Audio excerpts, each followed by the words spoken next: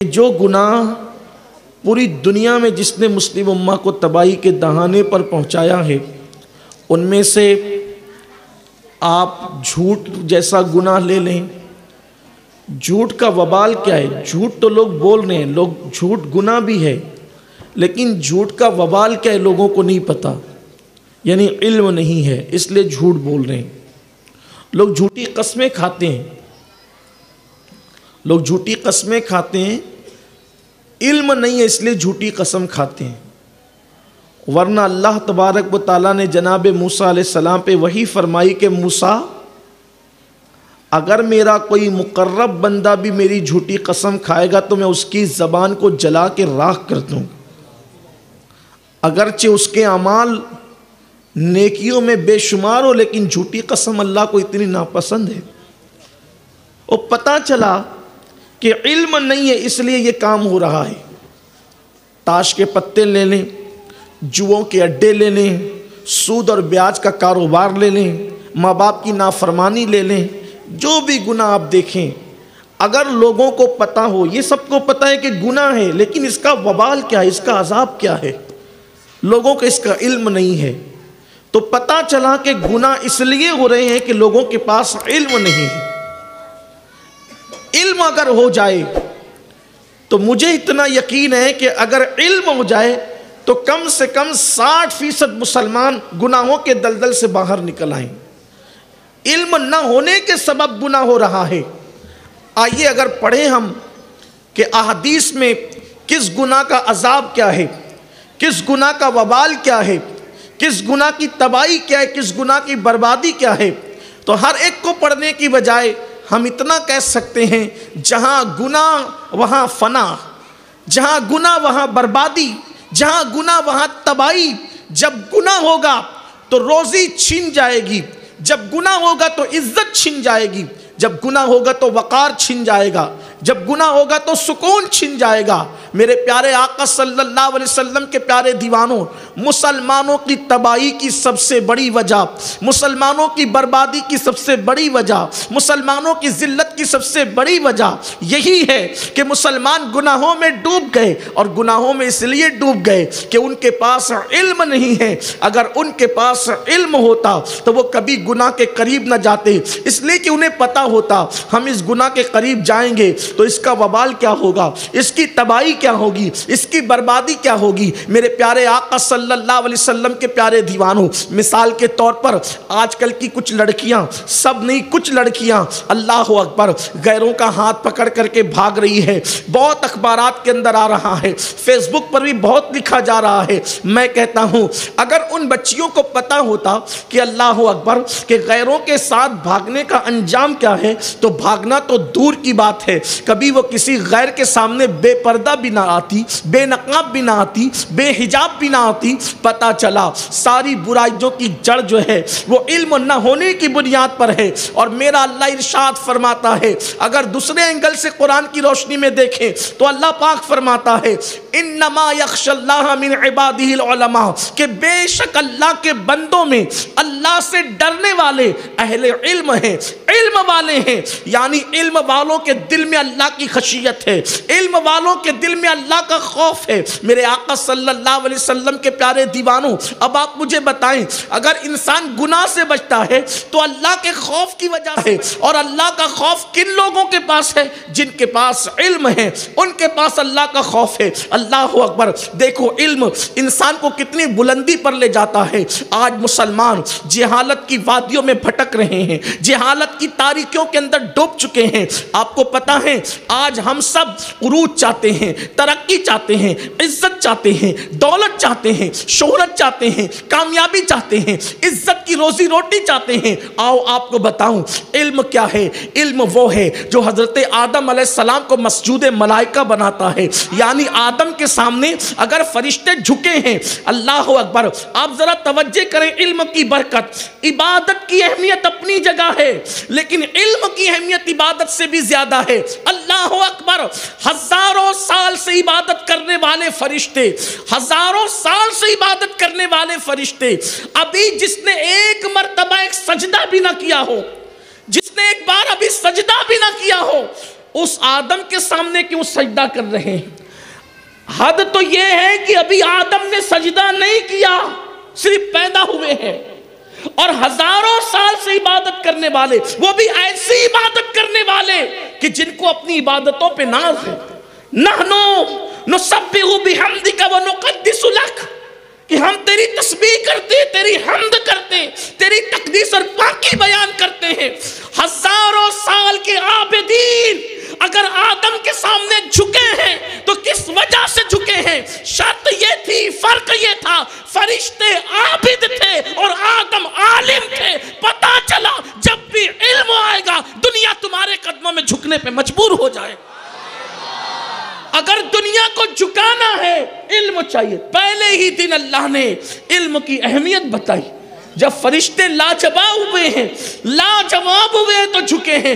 اسی طرح کوئی نہیں جھکتا جس قوم کو بیچاروں کو وضو کرنے کا طریقہ نہیں، جس قوم کو بیچاروں کو نماز پڑھنے کا طریقہ نہیں، وہ قوم کیا کسی کو اپنے پاس جھکا سکے گی؟ علم سے کورے، علم سے آری، زمین پہ اپنے وجود کو بھاری کر چکے ہیں۔ علم وہ ہے جو آدم کو مسجود ملائکہ بناتا ہے، علم وہ ہے جو حضرت سیدنا یوسف علیہ السلام کو مصر کے قید خانے سے، مصر کی جیل سے نکال کر مصر کی بادشاہت عطا کرتا ہے۔ علم وہ ہے جس نے حضرت یوسف کو بادشاہ بنایا، علم وہ ہے جس نے حضرت سلیمان علیہ السلام کو بادشاہ بنایا، علم وہ ہے اللہ اکبر جس کی برکت سے اللہ اکبر ہم نے ستاروں پر کمندے ڈالنے کی بات کی، سورج کی شعاؤں کو گرفتار کرنے کی بات کی، ہم نے دنیا کو علم کی خیرات دی، لیکن آج ہم علم سے دور ہیں۔ آج ہم نے سب سے زیادہ عبادت پہ توجہ دی، عبادت اہم ہے، لیکن جس علم کے بغیر عبادت ہوگی تو وہ عبادت نہ ہوگی، وہ فجیتی ہوگی۔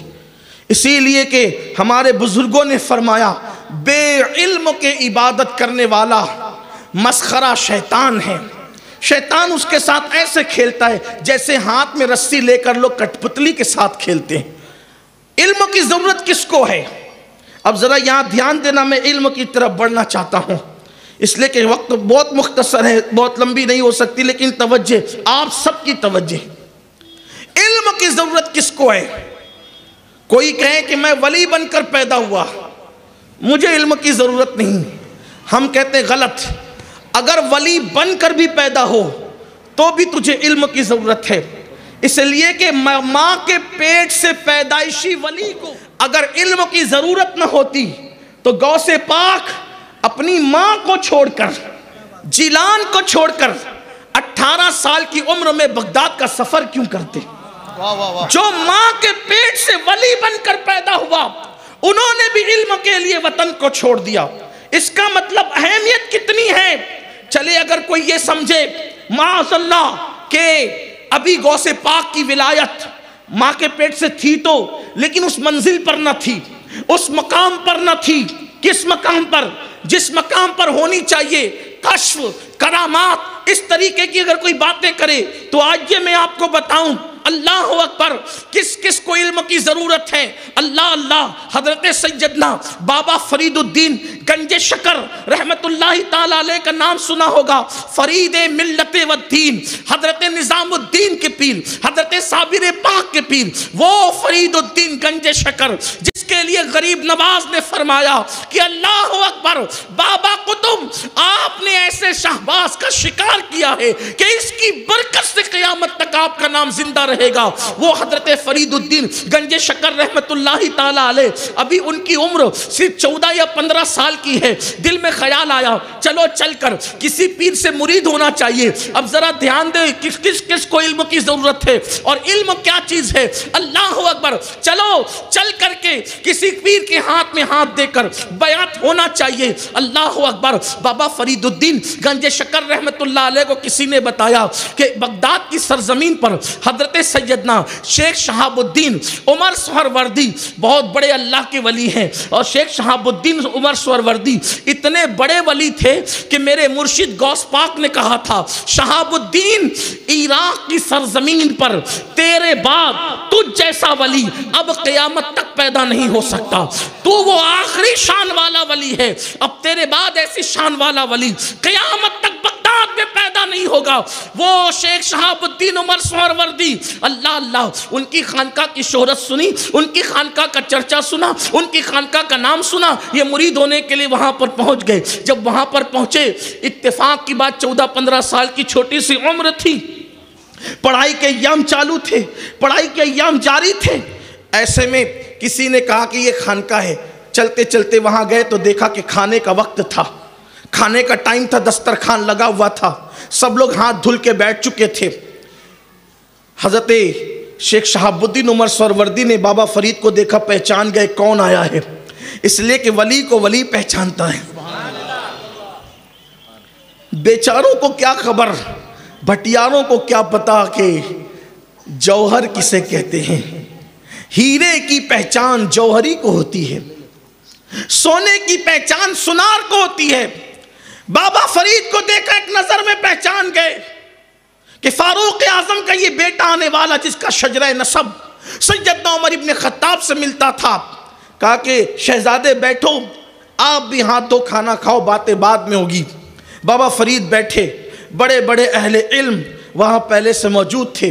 ایک کنیز آئی، اس نے ہاتھ دھلانے کے لیے لوٹے کا پانی آپ کے ہاتھوں پہ انڈیلا، جیسے اس نے ہاتھ پہ ڈالا بابا فرید اس کا چہرہ تکنے لگے، اس لیے کہ کنیزوں کے لیے پردے کے وہ احکامات اسلام میں نہیں ہیں جو آزاد عورت کے لیے ہے۔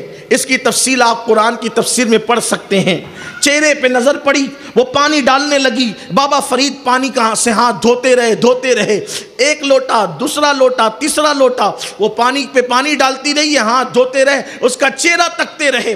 دوسرے کو کونیاں مارتے تھے، کنکھیوں سے اشارے کرتے تھے، یہ لو جناب، جنہیں ہاتھ دھونے کا سلیقہ نہیں، وہ اتنے بڑے پیر سے مرید ہونے کے لیے چلا آیا ہے۔ لیکن حضرت شیخ شہاب الدین عمر سہروردی جان گئے معاملہ کیا ہے، قصہ کیا ہے۔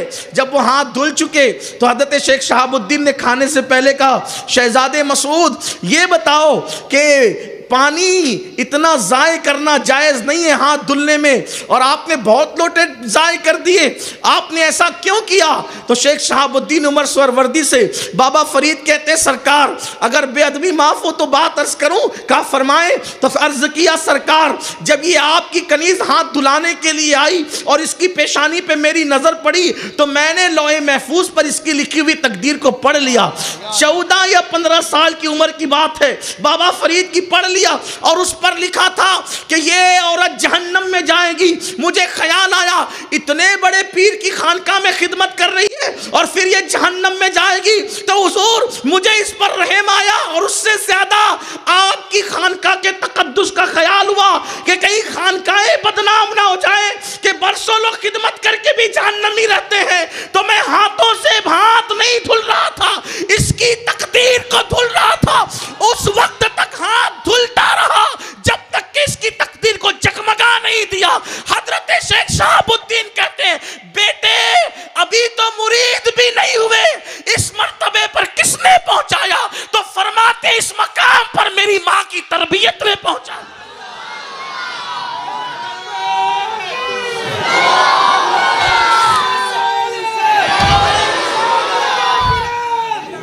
اس مقام پر میری ماں کی تربیت نے پہنچایا۔ تو شیخ شہاب الدین نے فرمایا جب تو مرید ہونے سے پہلے اس مقام پر ہے تو تیرا حصہ میرے پاس نہیں ہے، میں تجھے مرید نہیں کروں گا۔ وہ میرا بھائی ہے جو دلی میں اس وقت قطب الدین بختیار کاکی کی شکل میں رہتا ہے، اللہ نے تیرا حصہ اس کے پاس رکھا ہے، وہاں جا، معین الدین کا وہ خلیفہ اور جانشین اس کے پاس جا، وہ تجھے مرید کرے گا۔ اب سنو اصل بات، بابا فرید مرید ہونے کے لیے آئے تو حضرت بابا قطب نے کہا فرید علم حاصل کر لیا؟ مقام کہاں؟ لوح محفوظ پڑھ رہے ہیں۔ اور پوچھا کتابیں پڑھ لی؟ یعنی اگر لوح محفوظ بھی پڑھ سکتے ہو تو بھی کتابوں کی محتاجی اب بھی باقی ہے. یہ اہمیت ہے دین کی، علم دین کی اہمیت ہے. کہ پڑھ لیا علم؟ کہ نہیں حضور ابھی تو میں قدوری تک پہنچا ہوں. اور فرمایا جاؤ پہلے تعلیم مکمل کرو، اس کے بعد پھر آنا، کیونکہ ہم بزرگان چشت پہلے سلوک سے پہلے علم کو اہمیت دیتے ہیں. اس لیے کہ اللہ کسی جاہل کو اپنا دوست نہیں بناتا، اللہ اہل علم کو اپنا دوست بناتا. اسی لیے ہر عالم ولی نہیں ہوتا، ہم یہ مانتے ضرور ہیں. ہر عالم ولی نہیں ہوتا، لیکن ہر ولی عالم ہوتا ہے. اب یہ اور بات ہے، کہیں پر محنت سے پڑھنے کا حکم دیا جاتا ہے اور کہیں پر سینے ہی سے علم اونڈیل کر کے عالم بنا دیا جاتا ہے، لیکن علم کے بغیر عطا نہیں ہوتی. اس لیے میری گزارش ہے علم کی طرف آؤ. اب کہتے ہیں ہمیں ضرورت نہیں یار، ہم تو بڑے خاندان میں پیدا ہوئے. تو پھر کس خاندان کی بات کر رہے ہیں آپ؟ کس خاندان کی؟ رسول اللہ کے خاندان سے ہی بڑا کوئی خاندان ہے؟ جب وہاں کے شہزادے کوئی جیلان سے نکل کے بغداد جا رہا ہے، کوئی سنجر سے نکل کر کے ہرون جا رہا ہے علم کے حصول کے لیے، تو ہم کیوں علم کی طرف نہیں آتے؟ علم حاصل کرو اور اپنے بچوں کو پڑھاؤ. اور میں صرف یہ نہیں کہتا کہ اپنے بچوں کو صرف دین پڑھاؤ، مدرسے پڑھاؤ. چونکہ یہ بہت سنتے ہیں میرے باپو میری، میں بہت خوش ہوں 9 بچوں کی دستار ہوئی تو، لیکن جھوٹی قسم کھانے کی عادت نہیں، جیسے کہ میں نے بھی وبال بیان کیا. اگر کوئی اس کو غلط رنگ نہ دے تو میں سچی بات کروں. اللہ کی قسم ہم کوئی ریاست سے بغض اور عداوت نہیں رکھتے. ہم لوگ علاقائی عصبیت کا شکار نہیں ہیں، لیکن اس جلسے کا لطف کچھ اور ہوتا اگر بہار، بنگال اور یو پی کے بچوں کی دستار کی بجائے گجرات کے بچوں کی یہاں دستار ہوتی. آپ بہار والوں کو بھی پڑھاؤ، بنگال والوں کو بھی پڑھاؤ، عرب والوں کو بھی پڑھاؤ، عجم والوں کو، سب کو پڑھاؤ، لیکن چراغ تلے اندھیرا نہیں ہونا چاہیے. احمد آباد کے بچے پہلے پڑھنا چاہیے، ورنہ مدرسے کا مطلب یہ نہیں ہوتا کہ ہم فارملیٹیز پوری کریں. نہیں، الحمدللہ سنی دعوت اسلامی کے ہمارے جتنے ادارے ہیں ہر صوبے کے بچے ہیں، لیکن 80% بچے ہمارے یہاں مقامی ہوتے ہیں. اور ہم لوگوں سے یہ کہتے ہیں چندہ دے کر جان نہیں، چندہ لے کر جان نہیں چھوڑیں گے. چندہ دو یا مت دو، ہمیں چندے کے طور پہ اپنے بچے دو. 5 سال کے لیے بچہ تم ہمیں دو، تم ان پڑھ دو گے، ہم اس کو تراش کر عالم کی شکل میں واپس کریں گے. لے نہیں جائیں گے، واپس کریں گے. اس لیے میں یہاں سے لے کے وہاں بیٹھے ہوئے اور جتنی میری مائیں اور بہنیں موجود ہیں ان سے بھی کہتا ہوں، اگر اللہ نے تمہیں بیٹے دیے ہیں، اگر اللہ نے تمہیں بیٹیاں دی ہے، خدا کے لیے اپنے بچوں کو ڈاکٹر بھی بناؤ، اپنے بچوں کو وکیل بھی بناؤ، اپنے بچوں کو انجینئر بھی بناؤ، اپنے بچوں کو جج بھی بناؤ، اپنے بچوں کو لائر بناؤ، اپنے بچوں کو سب بناؤ، لیکن انہیں عالم دین بھی بناؤ، انہیں حافظ قرآن بھی بناؤ، انہیں قاری قرآن بھی بناؤ. میں اپنے دل کے درد کے طور پہ کہنا چاہتا ہوں میرے عزیز بھائیوں اور اے میری بہنوں، اگر تمہارا بچہ ڈاکٹر بنے گا دنیا میں عزت کا ذریعہ تو بن سکتا ہے، لیکن آخرت میں نجات کا ذریعہ نہیں بن سکتا. تمہارا بچہ لائر بنے گا، وہ دنیا میں عزت کا ذریعہ تو بن سکتا ہے، لیکن آخرت میں نجات کا ذریعہ نہیں بن سکتا. کیوں؟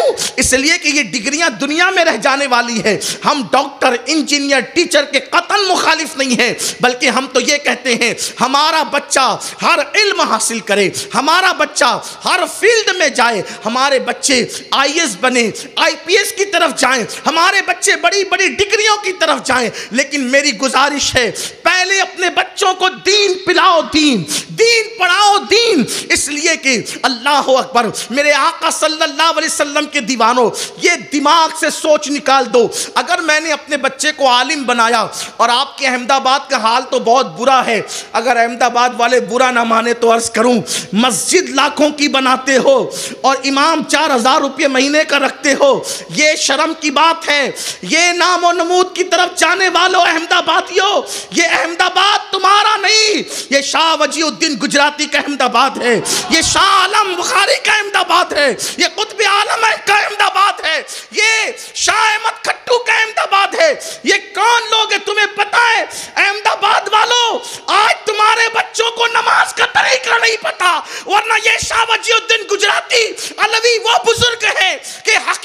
محمدیہ پر انہوں نے جو کتاب لکھی ہے وہ علماء بھی پڑھتے ہیں اور صوفیاء بھی پڑھتے ہیں، اس میں ایسے ایسے نکات موجود ہیں، لوگ اپنے سرہانے لے کر سوتے ہیں اس کتاب کو۔ عارفین حقیقت محمدیہ نام کی وہ کتاب، اس میں جو نکات انہوں نے بیان کیے ہیں وہ کوئی عارف بیان نہیں کر سکتا۔ ان کے دور میں ان کی شان یہ تھی، حضرت شاہ عالم کے علم کو دیکھیں، سیدی احمد کٹو کے علم کو دیکھیں، لیکن آج اپنے بچوں کو ہم نے نماز بھی نہیں سکھائی۔ سن لو، یہ بچے پیدا ہونے کے بعد تم مٹھائیاں تو بانٹتے ہو، لیکن یہ بچے صرف تمہارے بچے نہیں ہیں، یہ بچے اللہ کی امانت ہے، اللہ کی امانت۔ اگر اللہ کی اس امانت میں خیانت کرو گے، فرمایا گیا ان ماں باپ کو بغیر حساب و کتاب جہنم میں ڈالا جائے گا جن ماں باپ نے اپنے بچوں کو علم دین نہیں سکھایا۔ ایک بچے کی جدائی بیوہ ماں کیسے برداشت کر سکتی ہے، لیکن غوث پاک کی پیاری امی نے بتا دیا بچے سے زیادہ عزیز علم دین ہونا چاہیے۔ بیٹے کو 18 سال کے اکلوتے بیٹے کو، غوث پاک کے ایک چھوٹے بھائی بھی تھے، یا بعض لوگ کہتے ہیں بڑے بھائی بھی تھے، لیکن ان کا انتقال بچپن میں ہو گیا تھا۔ غوث پاک اکیلے رہ گئے تھے۔ غوث پاک کو جدا کرتے ہوئے دوپٹے سے آنسو پوچھتی ہے اور کہتی ہے بیٹا اب تیری میری ملاقات انشاءاللہ قیامت میں ہوگی، مجھے تیری صورت سے زیادہ رسول اللہ کی سیرت سے پیار ہے، جب میں نے تجھے اللہ کے سپرد کیا۔ یہ تھی ماؤں کا جذبہ، یہ تھا۔ حیرت ہے آج ماں اپنے بچے کو جو ہے وہ دنیاوی تعلیم کے لیے ہاسٹل میں تو بھیج دیتی ہے لیکن مدرسے میں نہیں بھیجتی۔ میں یہ نہیں کہتا اسکول چھڑا دو اور مدرسہ پڑھاؤ، نہیں، پارٹ ٹائم پڑھاؤ، ایک ٹائم اسکول پڑھے ایک ٹائم مدرسہ پڑھے، حافظ قرآن بنے۔ تو یہ جو آپ کے یہاں کا ماحول ہے نا، 4-5 ہزار روپے جو امام کو دیتے ہو، یہ ظلم ہے۔ میں تو یہ کہتا ہوں کہ اگر امام کو ایک پلڑے میں رکھ کر دوسرے پلڑے میں پوری کائنات کو تول دیں تو بھی وہ امام کی برابری نہیں ہو سکتی، کیونکہ امام کون ہے؟ اللہ کی بارگاہ میں آپ کا نمائندہ بن کر جو کھڑا ہے نا، اس کو امام کہتے ہیں۔ کوئی قدر نہیں ہے۔ جج کو دیکھ کر کھڑے ہوں گے، وکیل کو دیکھ کر کھڑے ہوں گے، امام کو دیکھ کر گلی کا رستہ بدل دیتے ہیں۔ جس قوم کے دل میں امام کی عظمت نہ ہو وہ قوم پھر ماری ہی جائے گی، وہ قوم پھر کاٹی ہی جائے گی، وہ قوم پھر تباہی کی جائے گی۔ بد دعا کے طور پہ نہیں کہہ رہا ہوں، یہ حدیث کا مفہوم بیان کر رہا ہوں۔ آپ کیا سمجھتے ہیں علم والوں کو؟ اپنے بچوں کو علم کی تعلیم دو۔ مسجدیں تو مینار آپ نے کروڑ روپے کا بنا دیا، امام کتنے کا رکھا جسے صحیح قرات کرنا بھی نہیں آتی؟ کام چلاؤ امام رکھ دیا، جو جمعہ کی شرائط بھی پوری نہیں کر سکتا، اس کے پیچھے نماز جمعہ ہر بندہ جمعہ پڑھا سکتا ہے؟ پوچھو علماء سے، ہر ایک کے پیچھے جمعہ نہیں ہوتی، امام جمعہ کی شرائط الگ ہیں۔ بلکہ ہمارے بزرگوں نے بیان کیا احناف کے نزدیک وہ شخص جمعہ کا امام نہیں ہو سکتا جو پوری دنیا کے حالات پہ نظر نہیں رکھتا ہو۔ آپ کیا سمجھتے ہیں؟ ہماری جماعت کے بہت بڑے بزرگ ہیں، ان کا جملہ نقل کروں کہ کسی کو بھی اٹھا کر کھڑا کر دیتے، پڑھاؤ جمعہ۔ نہ آپ کو جمعہ کی اہمیت ہے نہ اس کو جمعہ کی اہمیت ہے، وجہ پیسے بچانے ہیں۔ بڑا علم والا لاؤ گے تو پیسے زیادہ دینے پڑے۔ اور یاد رکھنا ہم امامت کی تنخواہ نہیں دیتے اور نہ کوئی امام امامت کی تنخواہ لیتا ہے، امامت کی تنخواہ نہیں ہوتی بلکہ ہم امام کی خدمت کرتے۔ یہ ہے، یہ بھی آپ سے کہہ دوں، یہ بھی کڑوا کڑوا جملہ برداشت کر لیں، تھرکنے پھدکنے والے نعت خانوں کو بلاتے ہو تو 50-50 ہزار روپیہ ایک رات کا دیتے ہو، اور پورا مہینہ وہ امام بچے کے کان میں اذان سے لے کر کے نماز جنازہ تک خدمت کرتا رہے، اسے 5 ہی ہزار دینا ہے، اس کے لیے دل بڑا نہیں کرنا ہے۔ جو 1 گھنٹہ پھدکے گا نا اسٹیج پر، اس کے لیے 50 ہزار تک میری قوم دے سکتی ہے، جو پورا مہینہ لگا ہوا ہے اس کے لیے کچھ نہیں۔ اس لیے قوم کا مزاج بنا، ہم نے کیا عالم بنانا اپنے بچوں کو، ہم نے کیا حافظ بنانا اپنے بچوں کو۔ تو میں آپ سے یہ کہنا چاہتا ہوں، عالم اس لیے نہیں بناتے کہ بچہ امامت کرے مدرسے میں پڑھائے، حافظ اس لیے نہیں بناتے کہ وہ امامت کرے مدرسے میں پڑھائے، عالم اور حافظ اس لیے بناتے ہیں کہ اللہ کا حکم ہے۔